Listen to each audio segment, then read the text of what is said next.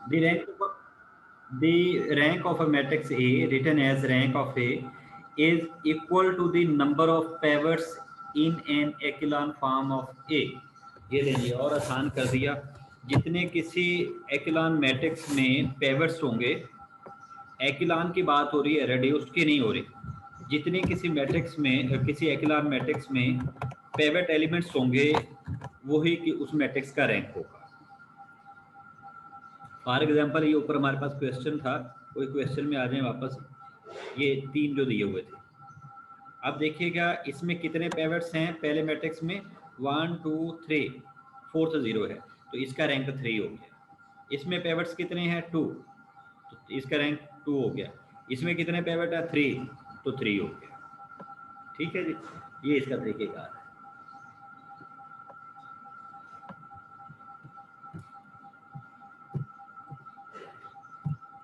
Okay जी, हम यहाँ पे थे, ये इसकी डेफिनेशन थी। The next section gives the matrix format of Gaussian elimination which finds an echelon form of an matrix, any matrix A, and hence of the rank A, and also find the row canonical form of A. तो next section में हम 3 चीज़ें find करेंगे। Gaussian elimination method use करते हुए हम echelon form बनाएंगे, और echelon फॉर्म से हम उसका रैंक बताएंगे, और रैंक फाइंड करने के बाद हम उसकी रो कैनोनिकल फॉर्म या रिड्यूस्ड echelon फॉर्म में शिफ्ट करेंगे। चले क्या जी, ये one can show that row equivalence is an equivalence relation, that is A to A for any matrix A। Her matrix अपने equivalent होता है। अगर A equivalent to B है तो B equivalent to A होगा। If A equivalent to B and B equivalent to C, then A equivalent to C होगा। ये transitive property आ जाएगी। ये थर्ड जो है ये ट्रांजिटिव प्रॉपर्टी भी हो जाएगी। Property 2 comes from the fact that each elementary row operation has an inverse operation of the same type। Mean जैसे कहते हैं, अगर आपने किसी मैट्रिक्स को 2 से मल्टीप्लाई किया था, रिजल्ट को आप 2 से डिवाइड कर दें तो सेम पहले वाला आ जाएगा। अगर आपने किसी मैट्रिक्स को ए और बी को ऐड किया था, अब ए और बी माइनस कर दें तो फिर आपका पहले वाला रिजल्ट आ जाएगा। तो ये तीनों मेथड जो है ये उसी से कहते हैं आ सकते हैं। नेक्स्ट है गाशियन एलिमिनेशन मैट्रिक्स फार्मूलेशन। मैं यहाँ की बजाय आपको डायरेक्ट क्वेश्चन करवाता हूँ, ये स्टेप लिखे हुए आप रीड आउट कर लेना। ये एलोग्रेथम दी हुई है, ये फ़र्ज करें हमें क्वेश्चन दिया है, उसने यहाँ पे डिफरेंट एलोग्रेथम्स बताई हुई हैं। मैं इन एलोग्रेथम को इसकी बजाय मैनुअली सॉल्व करके देता हूँ। मैनुअली कैसे, ये आपका मैट्रिक्स दिया हुआ है ये वाला, वैसे मैनुअली क्या यहाँ पे लिखा हुआ है वही करना है। हम जो मैथ में करेंगे, ये आपका मैट्रिक्स है, इसको हमने सबसे पहले क्या करना है, echelon फॉर्म में कन्वर्ट करना है।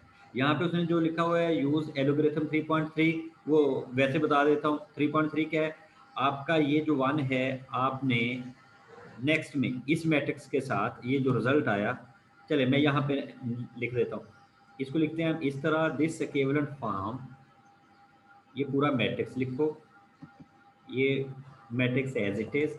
हमें करना क्या है, हमें ये एलिमेंट और ये एलिमेंट दो ज़ीरो करने हैं।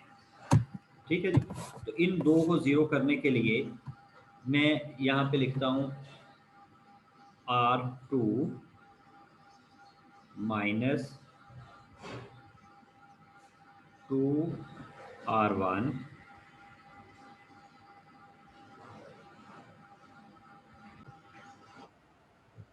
हम क्या करेंगे, हमें ये first row as it is लिखना है,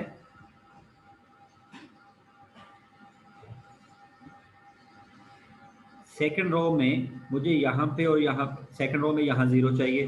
अब 2 से मल्टीप्लाई करें, 0, 2 to 4 0। आप इसको 2 से मल्टीप्लाई कर रहे हैं तो माइनस और माइनस प्लस 6, माइनस किया तो 2, फिर आपने इसको 2 से मल्टीप्लाई किया, -2 और 6 4, और यहाँ पे -2 से मल्टीप्लाई किया तो -4 और 10 से किया 6। अब मुझे नेक्स्ट स्टेप क्या चाहिए, R3। अब मैं थर्ड रो में भी पहले 0 लाइन में 0 लाना चाह रहा हूँ, -3R1। यहाँ पे डायरेक्ट किया हुआ है, मैं आपको ये स्टेप वाइज करवा रहा हूँ। ये हमारा मैट्रिक्स जैसे आ रहा है वो बता रहा हूँ। अब आपने क्या किया, 3 से मल्टीप्लाई किया 0, 3 2 6 0, 3 और 3 माइनस +9 हुआ प्लस का, 3, ये -3 इससे, और ये आ गया आंसर 6। और देन आपको क्या चाहिए, ये आपने 3 से मल्टीप्लाई किया, -6 और 13 7। आपका ये मैट्रिक्स आ गया। अब इस मैट्रिक्स को फर्दर आपने सॉल्व करना है। नेक्स्ट स्टेप में आप फिर इसी तरह ये लिखेंगे, ये इक्विवेलेंट। अब मैट्रिक्स, अब मुझे ये नंबर 0 चाहिए। अगला कोई और आ जाए तो साइमल्टेनियसली हो सकता है, अदरवाइज मुझे ये नंबर 0 चाहिए। तो ये नंबर 0 बनाने के लिए मुझे क्या करना है, अब मेरा ऑपरेशन शुरू होगा रो 2 से। मैं इस रो 2 को, दो ऑप्शन हैं, एक तो ये है कि मैं 2 कॉमन लेके वैसे इसको डिवाइड कर दूं जैसे ऑपरेशन बता के आए थे, मैं यहाँ पे 1 बना दूं, एक ऑप्शन। अगर मैं वो 1 नहीं बनाना चाहता तो मैं यहीं से मूव कर देता हूँ, ये 2 को मैं क्या करता हूँ, R3 माइनस 3/2 कर दूं, 2/3, 3/2 R2। हाँ, ये यहाँ पे किया हुआ, मैं माइनस बाद में लिख रहा हूँ। एक्चुअली मैथमेटिकली हमने करना ये होता है, जो रो यहाँ पे वो लिखता है रिप्लेस, यहाँ पे ये वर्डिंग यूज कर रहा है। अगर मैं मैथमेटिकली करूँगा, जो मैंने पहले लिखा मैं वो रो अप्लाई कर रहा हूँ, मैं उस रो को सॉल्व कर रहा हूँ। मैं यहाँ पे अब रो 3 को सॉल्व कर रहा हूँ रो 2 को लेते हुए, तो मेरी फर्स्ट 2 रोज तो रह गई एज इट इज जैसे ये लिखी हुई हैं। थर्ड रो के लिए आप मल्टीप्लाई करें तो फिर आपका ये आंसर आता है। ये आपके पास एक्इलॉन फॉर्म है। अब इस एक्इलॉन फॉर्म में ये भी पिवट एलिमेंट, ये भी पिवट एलिमेंट, और ये भी पिवट एलिमेंट।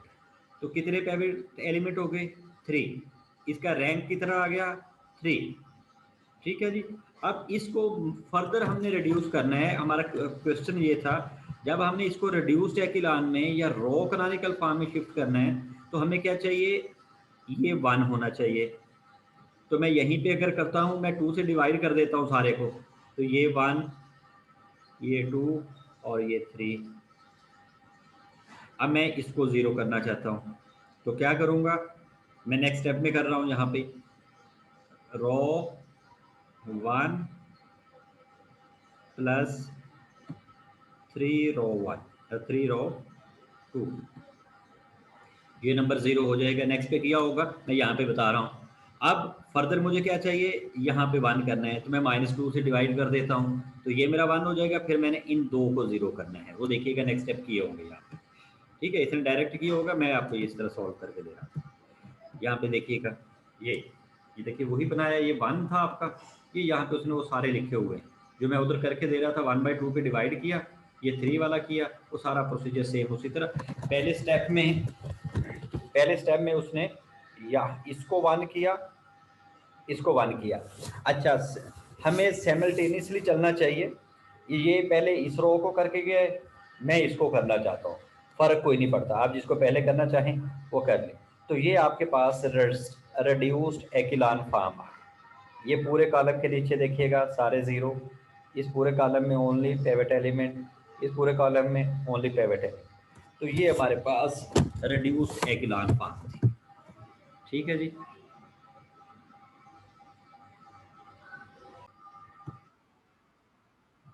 ये एप्लीकेशन में वही क्वेश्चन दिए हुए हैं, उन क्वेश्चन को हमने सॉल्व करना है। ये क्वेश्चन एग्जांपल दिया, solve each of the following system, ये आपको दिया है, आपने लिखा है इसको एम, कोई भी वो बना दिया। जैसे अभी मैंने आपको प्रोसीजर बताया, उस प्रोसीजर के मुताबिक आपने ये सॉल्व करना था। आपको फर्स्ट में क्या करना है, ये दोनों 0 करने हैं। तो आपके पास ऑपरेशन के तौर पे इसने नीचे लिखे भी हुए हैं, मैं ये लिख देता हूँ। आपने किया रो 2 -2 रो 1, और नीचे वाले 3 को 0 करने के लिए आपने किया रो 3 -3R1। बाकी आपके प्लस माइनस से सॉल्व करके देखिएगा, एग्जैक्टली यही आएंगे। यहाँ से ये दोनों 0 हो जाएंगे इसके साथ, उसके बाद आपके पास रिमेनिंग बचा ये वाला। अब इस रिमेनिंग मैट्रिक्स को आपको फर्दर क्या करना है, ये 1 है, अब आपको सिर्फ ये एक एंट्री 0 करना है। अब ये एक एंट्री 0 करने लगे तो आपने क्या किया, आपने नेक्स्ट, इसकी बात कर रहा हूँ, आपने इस मैट्रिक्स के साथ लिखना है R3 माइनस 2R2। आपने इसको 2 से मल्टीप्लाई किया और ये 0 कर दिया, तो ये सारे 0 हो गए। अब एक्चुअली आपके पास ये देखिएगा, ये 1, ये 1, रैंक क्या आ गया इसका, 2 पिवट एलिमेंट आए हैं तो रैंक भी 2 हो गया। रैंक 2 है। फर्दर आपने इसको रिड्यूस्ड एक्इलॉन में चेंज करना था। रिड्यूस्ड एक्इलॉन में चेंज करने के लिए आपको क्या चाहिए था, पिवट एलिमेंट के नीचे सारे 0 होने चाहिए थे, या पिवट एलिमेंट के पूरे उसमें कॉलम में बाकी सारी एंट्री 0 होनी चाहिए थी, तो है। अब फर्दर जो है एप्लीकेशन की जो बात हो रही थी कि इसकी एप्लीकेशन क्या है, वो सोल्यूशन है। ये आपके पास एक सिस्टम ऑफ इक्वेशन दिया हुआ था, इसको आपने सॉल्व करना था।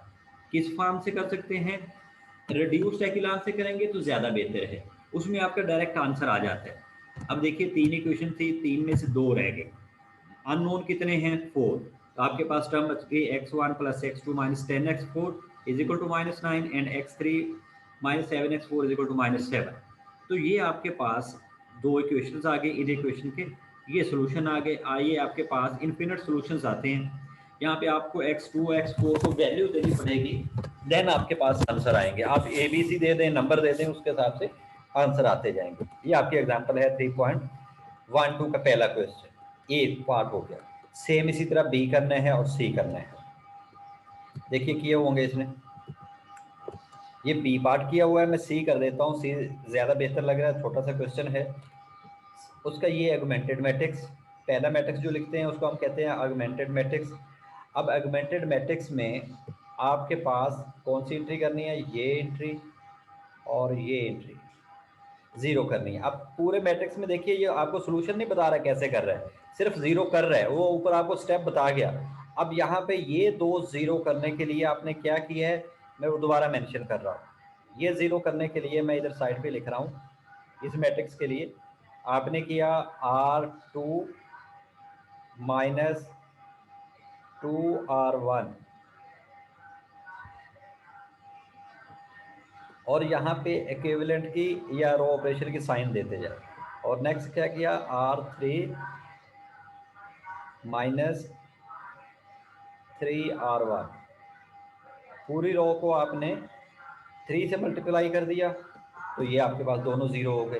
अब फर्दर आपको क्या करना है, यहाँ पे 1 है, नेक्स्ट स्टेप की बात कर रहा हूँ, यहाँ 0 करना है, वो 0 देखिएगा यहाँ पे आके 0 हुआ, तो क्या करना पड़ा आपने। अब नेक्स्ट स्टेप में यहाँ पे इसके लिए जो मैट्रिक्स आपका सॉल्व किया, R3 माइनस ऑलरेडी था तो मैं प्लस कर देता हूँ, प्लस 8R1। आपका फोकस था सिर्फ इस नंबर को 0 करना, इस नंबर को आपने 0 कर दिया। अब ये आपके पास एक्इलॉन फॉर्म आ गई। एक्इलॉन फॉर्म के मुताबिक इस मैट्रिक्स का रैंक क्या है, 3। अब आप इसको मजीद चेंज करना चाह रहे हैं रिड्यूस्ड एक्इलॉन में, तो रिड्यूस्ड एक्इलॉन में क्या तरीकेकार था, आपने इस पूरे मैट्रिक्स को ये समझ लें कि आइडेंटिटी मैट्रिक्स बनाना था। अगर ये आपके पास स्क्वायर मैट्रिक्स है तो आपने आइडेंटिटी मैट्रिक्स बनाना था, राइट साइड आपके आंसर्स हैं, तो उसके लिए आपके पास ये मैट्रिक्स आया, ये 1 था, इस 1 के ऊपर 0 करना है। ये 0 करने के लिए आप क्या करेंगे, R1 माइनस 2R2 और ये 0 हो जाएगा।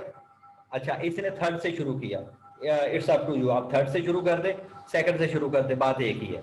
मैं इससे करता, ये ज़्यादा बेहतर रहता, मेरी ये एंट्री 0 हो जाती, और नेक्स्ट में मेरा ये 1 था, उसके बाद यहाँ मैंने इसको और इसको 0 करना था, ये आंसर आ गया। ये हमारे पास रिड्यूस्ड एक्इलॉन फॉर्म है, और रिड्यूस्ड एक्इलॉन फॉर्म के मुताबिक ये x1 है, एक आंसर आ। जी बच्चे, ये हमारी एक्सरसाइज थी आज की, ये पूरा टॉपिक हो गया। इसके अब जो क्वेश्चंस हैं ये आपने सॉल्व करने हैं, ठीक है जी। ये मैं आपको सेंड कर देता हूँ, ये थ्योरम्स हो गए। ये क्वेश्चन है, ये एग्जांपल नंबर 3.17, इसके 3 क्वेश्चन दिए हैं, ये आप सॉल्व करें। इसी तरह और हैं, ये जितनी आगे एक्सरसाइज दी हुई है, ये इसके क्वेश्चन सॉल्व करें, बाकी सारे यही थे, ये एलिमेंट्री मैथ्स से ये वो जो भी दिया है। ठीक है जी, बेस्ट ऑफ